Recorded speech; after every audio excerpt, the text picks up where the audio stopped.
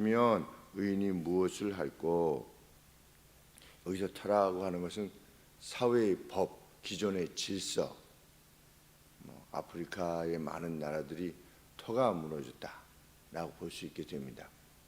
왜냐하면 법이 살아있지 않는, 특별히 다윗이 고백했던 이 시기에 보면 하나님의 법이 살아있지 아니한, 그래서 사회의 근본 시스템이 그냥 무너져 버려 있는, 힘 있는 자가 주먹이 그냥 힘이 되는 그러한 시대를 말합니다. 터가 무너지면 의인이 무엇을 할 수 있을까? 할 수 있는 게 없죠. 마치 롯처럼 그냥 방금 들어온 놈들을 꺼내라, 내보내라, 온 성의 사람들이 나와가지고서 이렇게 할 때, 아니 어떻게 자기 딸들을 내보낼 수 있어? 이렇게 말을 하지만 터가 무너지면 전쟁이 그 대표적인 사례들이 아니겠습니까? 법 질서가 없는 겁니다. 그냥 자기 하고 싶은 대로 하는 겁니다.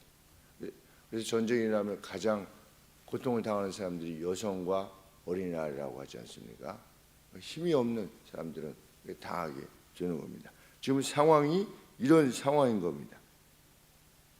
내가 개인으로서 행할 수 있는 것이 전무하다라고 하는 절망 섞인 어떤 독백입니다.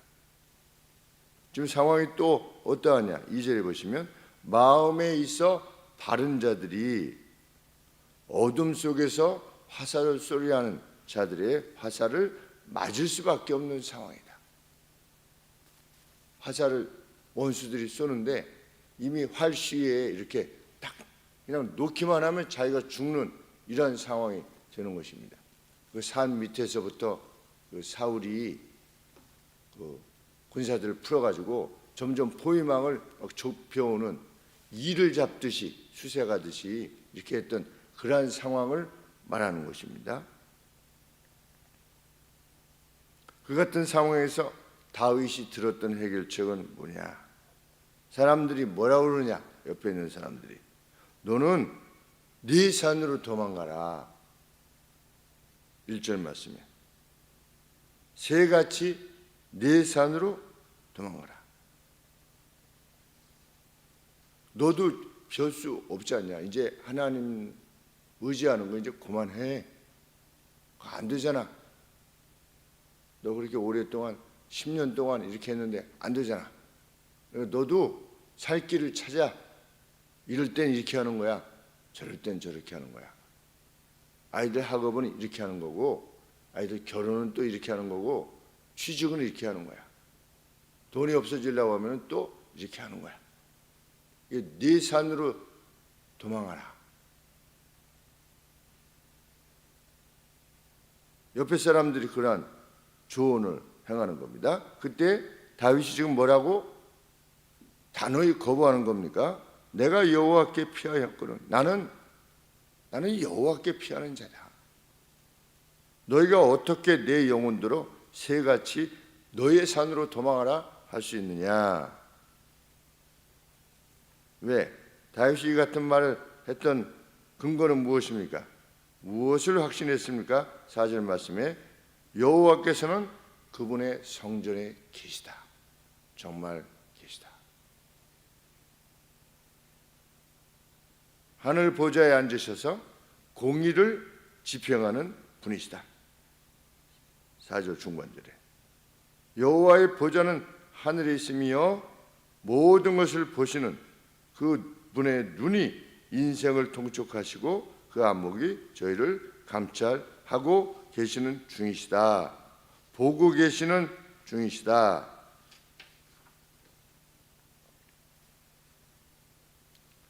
그래서 하나님께서 어떻게 하실 것이다. 불꽃 같은 눈으로 의인과 악인들을 검사하실 것이며 5절 말씀 의인을 감찰하시고 검사하신다는 겁니다.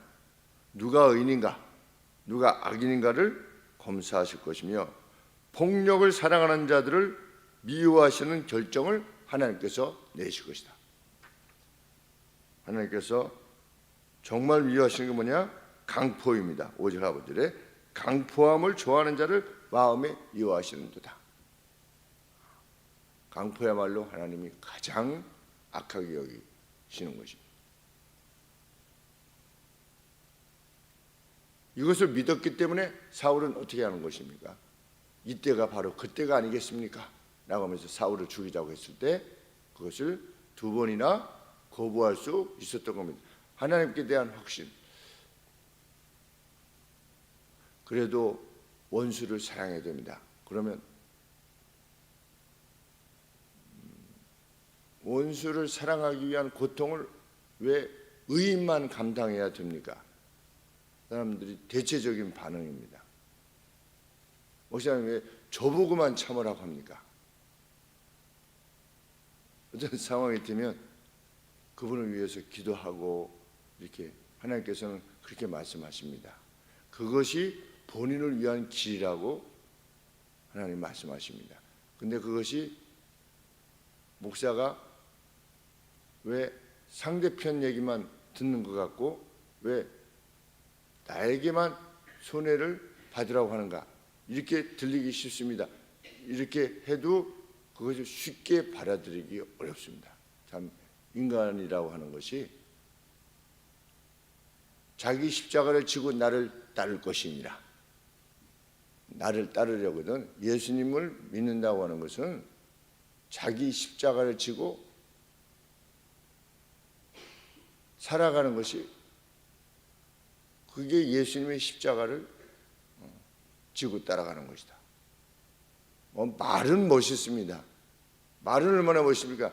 자기 십자가를 지고 나를 따를 것이니라. 자기 십자가를. 그런데 실제로 고통이 오면 그 별로 지고 싶지 않은 겁니다. 왜 하나님 저한테만 참으라고 하세요? 이렇게 하게 마련인 것입니다. 그런데 다윗은 그렇게 하지 않은 것입니다. 그래서 2번이나 물러선 겁니다. 하나님은 궁극적으로 어떻게 하실 것이다?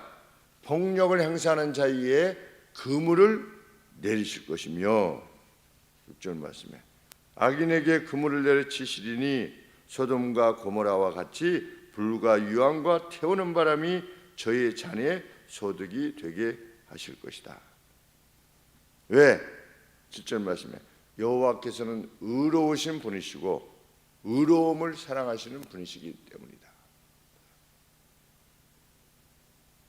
의인은 그래서 시대를 탓하지 않습니다.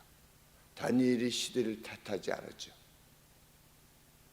야 이제 나라는 다 멸망했고 하나님의 전에 있던 모든 것들이 다 쓸려가지고서 바벨론의 그 신전의 그 전리품으로 이렇게 가게 되었을 때 뭐 다 끝장난 거 아니겠습니까? 나라도 끝장났지, 어떤 경건의 근거가 되었던 하나님의 성전에 있는 모든 것도 그렇게 됐지, 성전은 다 불탔지, 그리고 자기 자신은 이라크로 잡혀왔지. 그 정도 되면 지금으로 치면 느낌은 중앙아시아, 뭐 타키스탄인가 그런 쪽으로 우리 중앙아시아 연해주에 살고 있었던 저기를 스탈린이 강제 이주해가지고서 그 열차를 태워가지고 며칠을 가게 해가지고서 다 가다가 얼어 죽고 그러지 않습니까? 열차 안에서. 그분들이 고려인들이잖아요. 도착했는데 아무것도 없는, 그냥 그 추위에 아무것도 없는, 그래서 땅을 파가지고 땅에다가 그냥 위에다 뭘 덮어가지고 움막을 해가지고서 거의 반절이 죽었다. 그것이 우리 고려인들의 역사인데 다니엘이 그런 상황이 된 겁니다. 그런 상황이 되었을 때 나도 살 길을 찾아야 되겠다 이렇게 해야 될 것 같은데 다니엘은 그렇게 하지 않고 하루 3번 창문을 열고, 이후에 언제부터 그것이 시작되었는지 알 수 없지만 시대를 탓하지 않았습니다. 저희 아버지께서도 돌아가시기 한 4개월, 3개월 전에 그 동영상을 찍어 놓은 것을 보면 아버지께서도 그렇게 말씀하셨습니다. 하나님을 믿는 사람은 시대를 탓하지 않는다.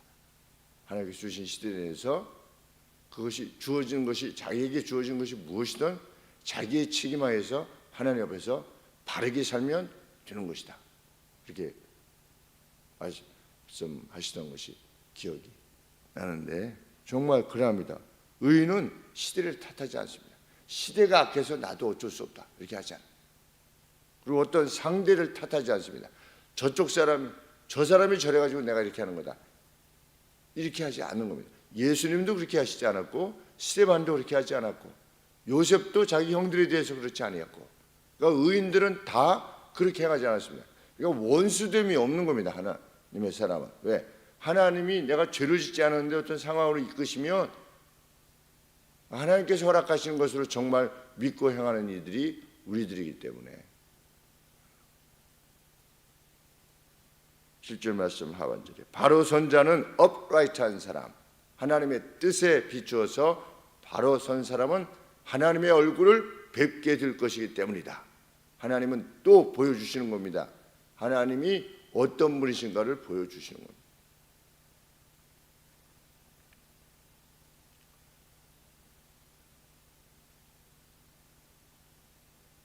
운동을 하다 보면 이렇게 저렇게 말을 많이 해요. 이때 패스를 해야 되는데 너무 몰렸는데 했는데 그래서 제가 그랬습니다. 그럴 때 격려하는 말을 해야 된다. 패스를 잘해야지. 패스를 잘하고 싶지 않은 사람이 누가 있냐? 안 되니까 그렇게 되는 거지. 그래도 패스할 때는 잘하려고 하는 거 아니냐 다들. 그래서 뭐라고 하지 말고 왜 패스를 못해? 그거는 아무것도 의미가 없는 거다. 그런데 그러면 늘 괜찮다 그러면 그 발전이 없잖아.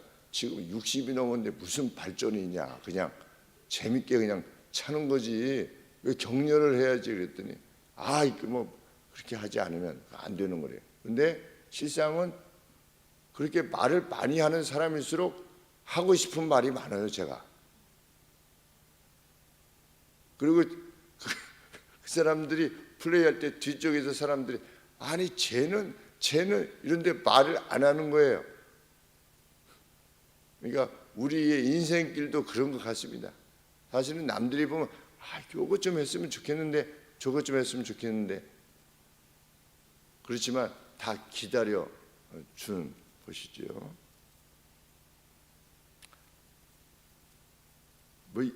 시대가 이렇다 이렇게 누가 개인이 이렇다 이렇게 하는 것이 아니라 그냥 내가 하나님 앞에 바로 서고자 하면 됩니다. 서로 격려하면서 남들은 격려하고 나는 바로 서고자 애를 쓰고, 그것이 신앙의 길이라 했습니다. 그렇게 가면 그의 얼굴을 뵙게 될 것이다. 하나님의 얼굴을 뵙게 될 것이다. 누가 하나님을 볼 것이라고 그랬죠? 우리 소위 말하는 팔복 중에서 마음이 청결한 자는 하나님을 뵙게 될 것이다. 참, 그 영혼이 청결한 자, 클린한 자. 그 영혼이 클린하는 것이 무엇이겠습니까? 그 바로 선 자의 마음. 하나님 앞에 내 마음을 다 노출시켜도 노출시킨 거죠, 사실은. 그런데 아무런 부끄러움이 없는 그러한 사람은 하나님을 뵙게 될 것이다. 우리 성경의 인물들을 보면 많은 그러한 인물들이 나오게 되는데 정말 우리 그렇게 하나님의 얼굴을 뵙는 이들이 되기를 소원합니다. 기도하겠습니다. 아버지, 시대의 약함을 논하는 저희가 아니라 시대를 극복하는 저희가 되게 하여 주시옵소서. 그 가운데서도 하나님의 뜻을 행하고자 하는 바로선 자들이기를 원할 때 보여주시는 하나님의 능력을 체험하게 해주시고 할렐루야 또 하게 하여 주시옵소서. 예수님의 이름으로 기도합나이다. 아멘.